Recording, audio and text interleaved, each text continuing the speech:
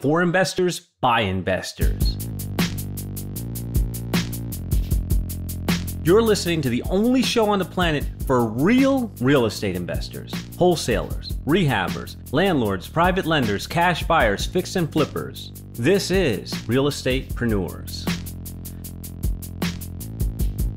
So the most common question when people get online is, how do I get more traffic? Everybody wants more traffic. Traffic. In the last episode, we talked about conversions, which was setting you up to actually get more benefit from traffic. So let's jump in and talk about traffic.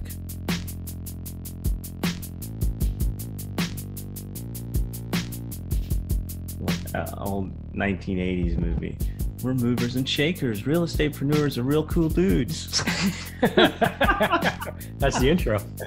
Yeah. Let's do it. You're on this podcast. We don't have ads. No, I thought you were going to do the we're movers and shakers intro. We're just helping you move and shake and bake. So what's up, man? What do you have today? Why are we here? Why are we tuning in? Hey, we're going to talk about traffic. We're going to talk about social stealth influence. Learned it last week. Going to use it this week. Going to sell it this week. Social stealth influence. Now, we're going to dive into audiences and how to use the social networks to your advantage. So social stealth influence. What is it? It's using social networks to your advantage. That's what it is. So we're going to talk a little bit about Facebook and Instagram and YouTube and retargeting and all that good stuff. I just wish you would have said something like, we're going to show you how to make social your bitch. I thought we were keeping it clean. No, I mean, I've cursed in every episode so far. This is my outlet. Well, shit, I guess we ought to get it together then. Facebook, top of the list. What are we doing on Facebook? Let's do Facebook. So Facebook, top of mind, top of list. So Facebook's really cool, right? You got some opportunities you can leverage with Facebook. One, it's obviously you have your personal profile and you can connect with other people that are investors and agents and stuff in your marketplace, and you can post over there and engage with those people. But where Facebook really gets its power and you really start growing is in the business side of it. So you can create a business page. That business page could be, what I get asked a lot of times is, should it be Nate Kennedy or should it be Optimized Assets or, San Diego Real Estate Investing by Nate Kennedy, right? So what I advise my clients to do is set up a company name, for example, like San Diego Home Buyers, and then Nate Kennedy, the face of San Diego Home Buyers. So that's what I recommend on the local real estatepreneur flow. And then you're the face of it. And then you can also, as your company grows, you can get other people doing videos and whatnot too. So Facebook on the business front, when you get that rolling, what you can do now is you can create posts over there. These videos that we've talked about, you've created these other posts, you can start putting them on that profile. And then you can do Facebook ads. Ta-da! There you go. Facebook ads will allow you to say, hey, I want to target these. You can't do ads from your personal page. Once upon a time, they allowed you to boost, didn't they? Yeah. You can boost your profile post. You can definitely do it. You can't do it on your personal. Can't do it on personal. You got to have the business page to do, obviously, boost it and be able to reach bigger audience. But this is where you're going to show these videos and this content to your market. So if you're in Pittsburgh, PA, you want to show your content to everybody in Pittsburgh, PA, you can do it now. And what happens is, if it's a video, you can start getting 1,000 views, 2,000 views, 10,000 views. What's that do for you? What's cool about that is when you have these people that are reviewing your videos and your content is Facebook now says, I want to be able to retarget. I go to Facebook and click a couple buttons and say, I want to create an audience of people who've watched 25%, 50%, or 70%, or 100%, right? They have different levels. So let's just say I want to create an audience of somebody who watched 50% of these videos I created. Why does that matter, that 50%? Well, I'm just using that. We do 25 to 50. But why does any of those segments matter that way? Because here's the thing. If you created a video, what happened? And they watched 50% of the video, what did they do? They watched you for 2 minutes. No, they did you halfway through. It depends. Glass half empty over there.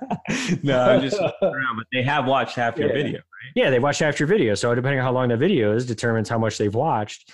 And that means that they were interested in A, the content, B, the message that you were putting down, right? They're engaging in it and watching it.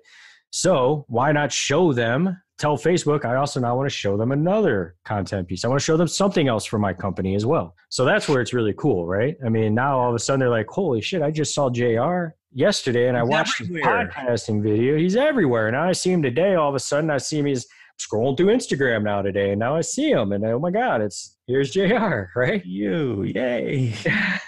So is there like I'm curious, is there a method to that? If they've watched only a certain percent, you show them the same video, or you just keep moving them to different videos? Is there a method to the madness? Yeah, there's a method to the madness, obviously, but we don't want to get too techie here.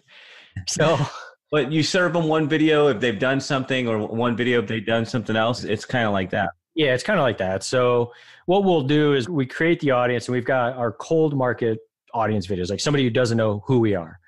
And we have videos for them. And then what you do is you show those videos. And then if they watch an X amount percent of those videos, then we have kind of a bucket of videos that are just more videos that deeper into topics and different content and different pieces, testimonials of clients and reviews of deals and stuff like that, right? And then we also show them our conversion ads. So we talked about conversion conversations, conversation conversions, whatever it was. But we talked about that last episodes and leveraging that stuff. We'll then show them ads with a call to action saying, hey, let's jump on a call. Hey, here's something that you should opt in for.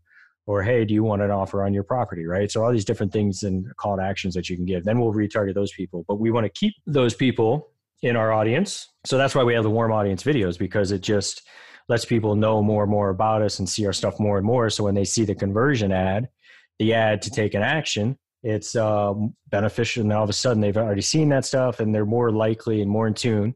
66% more qualified because they saw our videos. He's got stats, ladies and gentlemen. There's time. What is it? Data, not drama. Data, not drama. And what's cool about that, I mean, I think, as you build that, now you can also, what's going to happen is someone's going to see those ads. They'll come check out your page. They'll see other posts that you've made that are more organic too. But the cool thing with the Facebook ad platform and the Instagram ad platform are connected. So from one area, you can run ads to both of them. So you can really get people with an ad on Facebook and Instagram because they're connected. You see, like with Instagram, I don't have any data, but I'm sure you do. Are there people actually opting in and taking actions off Instagram, or is that more off Facebook? Both. It is, huh? Yeah. So our clients, we break down what we look at it like. When we look at campaigns, we're looking at what we can tell and say this campaign generated 30 motivated sellers in the last 3 weeks, 10 of them for Instagram, 20 from Facebook. Like we can see that info. That's amazing. Yeah. So different ways to bring them in, but the content's different on each channel, I imagine, or is it the same content? The ads are similar. Yeah. Okay. So the ads are thorough throughout. Like that's the common bond wherever they see them. Then your other pieces are giving flavor or education or. Yep. That's why you shouldn't do this yourself, folks. He's got a plan. Optimize assets. Because what's interesting that it's very direct. I think of it as direct response, right? Because you planned all this content, you planned who you're talking to, you pre-planned their journey that they were going to take to get to this level, then to the next level up, the warm videos, and then to the call to action. You can't just throw content together and hope that all those pieces just work, can you? Yeah, I think you want to kind of have a plan for sure in place, and you create these paths, right? So we talked earlier on defining the content segment and path. So if you're trying to attract motivated sellers, you want all your content and your call to actions to be about selling a property to you, right? Or helping them. And so you're going to show them relevant content. And then absolutely, that's the path you want to take them down. If you're trying to get more investors into your system, you want the messaging, content, and path to be all about investing and a call to action be about investing. Absolutely. So what about YouTube? You haven't talked about Facebook properties. Yeah. So here's what I recommend setting up: Facebook, Instagram, YouTube.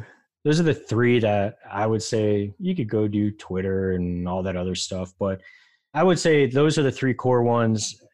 Because you're going to be doing video. If anyone who's growing their business is getting into video and using video, especially on like we're talking about. So YouTube, what's cool is these videos you create for Facebook and Instagram, you can also go just put them and load them right into your YouTube channel.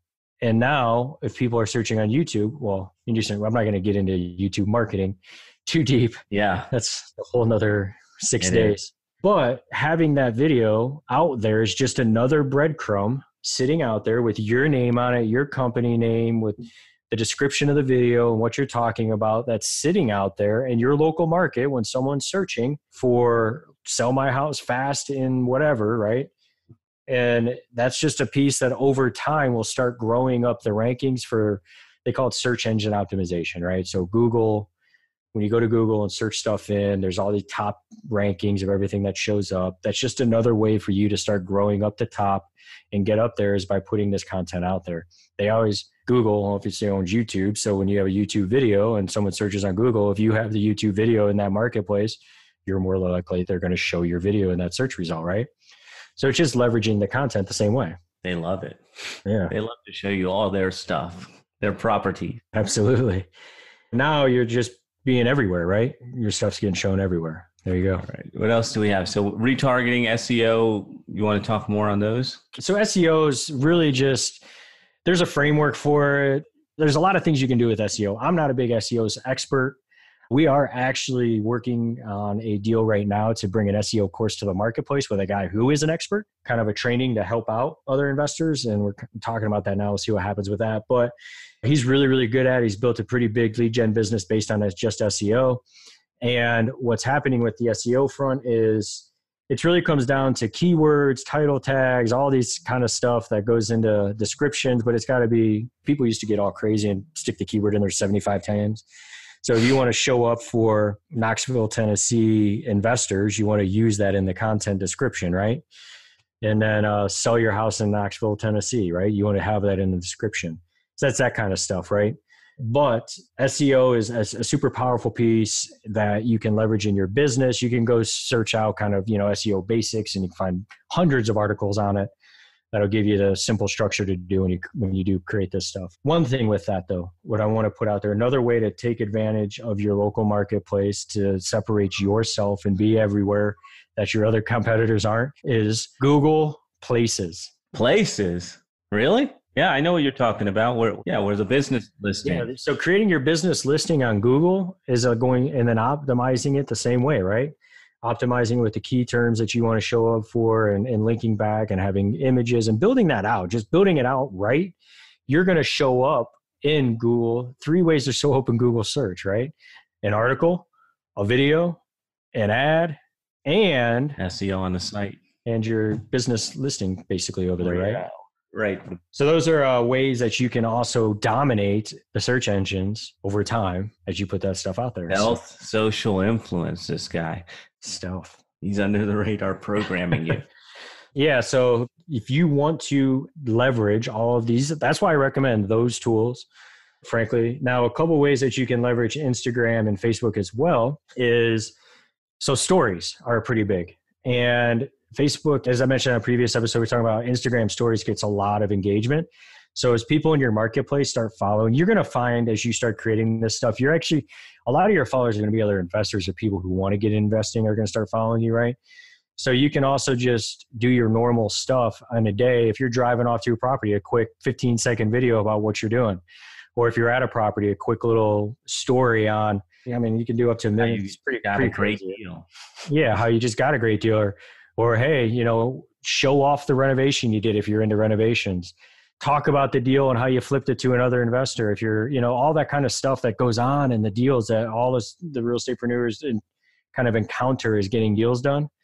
All that stuff can be part of your stories. If you're at your daughter's dance recital, you can also talk about being at the dance recital. So you're throwing in that bonding component on top of it. It's not just all business, right? It's also bonding as well along the way. If you're driving a Pinto and you want to show that thing off, Bonding and brainwashing. Yeah, right? Made special brew. Get yourself a VW Bug, an old school one from the 60s, and drive around in that. Take your pictures with it. Yeah. Or you could do Lambos. Or you could do Lambos and jets. But I'm playing too small. I need a Lambo. Not me, dude. I had a big old truck. I'm a truck guy. Oh, I saw that truck, man. I was jealous of it. I wanted a new truck when I saw that. I don't know why it took me all these years to get a truck. Oh, you were in a Jeep, right? The cars I've always had have been either a BMW 7 Series or a Jeep Grand Cherokee, or I've had Wranglers before too. And then I got this big old truck. And you love it or what? Love it, dude. It's awesome. I instantly started listening to country music. Did you? You got a straw hat too? Yeah, dude. No, good idea. That's what I need to get is a straw hat. I need to get some sort of, but I know I've been listening to a lot of country music lately. What happened? Fits perfect. Man. All right. So we don't even know what's coming up next time, do we? We do not know. All right. We'll call this. We got some interviews coming. All right. Interviews. You got them lined up or are we helping line them up? We'll line them up. We'll get them rolling. All right. So we're probably going to be lazy next time and do some interviews. Special guests, man. To get some special guests, drop some knowledge. Let's see. I know we can get the DM on here, right? Yes. How he's, scaling big business. We got a handful of guys that said they want to do it. So all right. And they're all doing cool stuff. So what do you think? It's not lazy. It's not the lazy.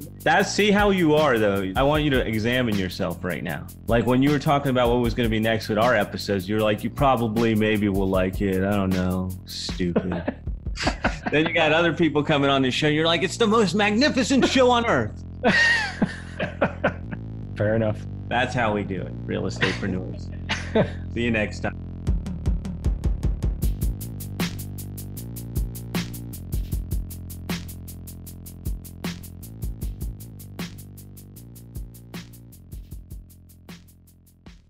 This is thepodcastfactory.com.